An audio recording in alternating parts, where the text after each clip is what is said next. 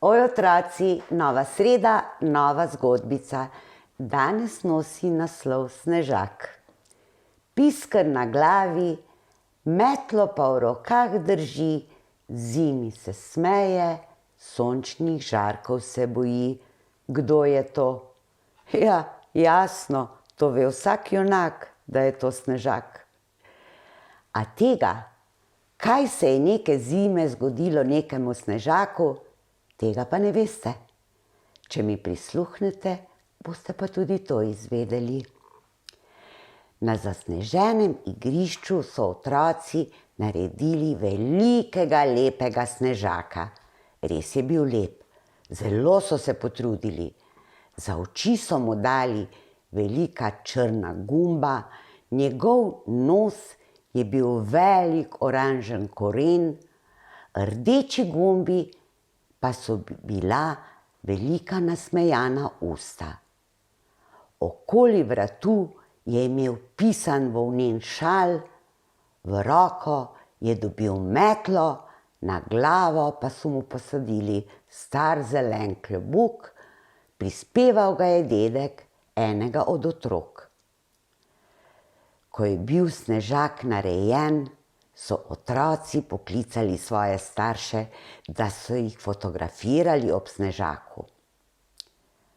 Vsi so bili ponosni nanj, otroci, ker jim je uspelo narediti tako velikega in lepega Snežaka, starši pa na svoje otroke, ker so se tako potrudili.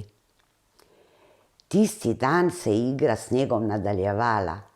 Otroci so okoli Snežaka postavili trdnjavo, ki ga bo varovala, in proti večeru, ko so vedeli, da ga bodo morali do naslednjega dne zapustiti, so mu dali še ime. Dolgo so izbirali ime. Naj bo Gumbek, ker ima na sebi toliko gumbov, a so se nazadnje odločili, da bo Korenček, ker ima tako lep oranžen koren za nos. Težko so se poslovili od Snežaka Korenčka. Noč se je spustila, pomahali so mu v slovo z mislijo, da se zjutraj vrnejo, so odhiteli domov. Korenček je ostal sam, a otroci niso vedeli, da je nekdo opazoval in občudoval njihovo delo. To je bil sam Božiček. Ko so že otroci sanjali vsak svoje sanje v toplih posteljah, je Božiček poslal svoje pomočnike h Korenčku in jim dal točna navodila, kaj morajo narediti. Božičkovi pomočniki so takoj začeli z delom. Najprej so okrasili trdnjavo z okraski in lučkami, ob Snežaku pa postavili veliko smreko, na katero so obesili same korenčke, ki so jih krasile pisane lučke. Snežak se je vso noč zabaval z Božičkovimi pomočniki, preden pa so pomočniki končali svoje delo, se je na svojih saneh do Korenčka pripeljal tudi sam Božiček. Zadovoljen je bil z delom svojih pomočnikov. In seveda je bil tudi zelo zadovoljen z delom otrok, ki so naredili tako lepega Snežaka in trdnjavo. Pohvalil je svoje pomočnike, sam pa je Korenčku za klobuk zataknil pismo za otroke. Zjutraj, ko so se otroci zbrali ob Snežaku, niso mogli verjeti, kaj vidijo. Vse je bilo okrašeno in smreka, ta je bila okrašena s korenčki in pisanimi lučkami. Le kdo je to naredil? Še dobro, da so opazili pismo za Korenčkovim klobukom. Odprli so ga in prebrali. Ljubi moji otroci, zelo lepo vas je bilo opazovati, ko ste delali Snežaka in trdnjavo. Še lepše mi je bilo pri srcu, ker se pri delu niste prepirali in bili ves čas veseli in nasmejani.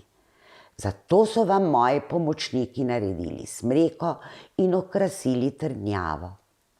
Ker ste bili tako pridni, vas bom čez nekaj dni obiskal, prav na tisti dan, ko pride Božič, in pod smreko vas bodo tudi pričakala moja darila. Ostanite še naprej tako veseli in dobri otroci, vaš Božiček, je še pripisal. Ko so pismo prebrali, so od navdušenja poskakovali in vriskali. Korenček, ki je noč preživel tako zabavno, pa se jim je s svojimi rdečimi usti iz gumbov ves čas le smejal. Takšna noč se zgodi le nekaterim snežakom in verjamem, da si jo bo korenček zapomnil vse svoje zimsko življenje. Kaj pa otroci? Ti so še naprej uživali v zimskih radostih in čakali na božično jutro, ko so jih pod smreko pričakala darila, kot je obljubil Božiček.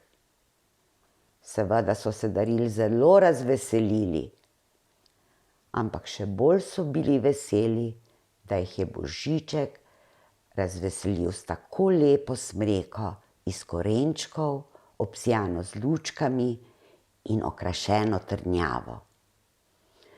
Otroci so, dokler je trajala zima, vsak dan obiskovali korenčka in se igrali ob trdnjavi. Vse do tedaj, ko je toplo sonce že preveč grelo in začelo topiti snežaka. In ko se je korenček poslavljal od njih, so mu obljubili, da ga naslednje leto znova naredijo. Tako, otroci, če bo tudi pri vas zapadel sneg, naredite svojega snežaka. Morda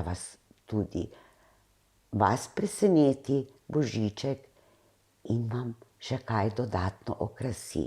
Gotovo pa bodo, če ne zunaj, pa doma pod smreko pristala kakšna lepa darila za vse pridne in vesele otroke.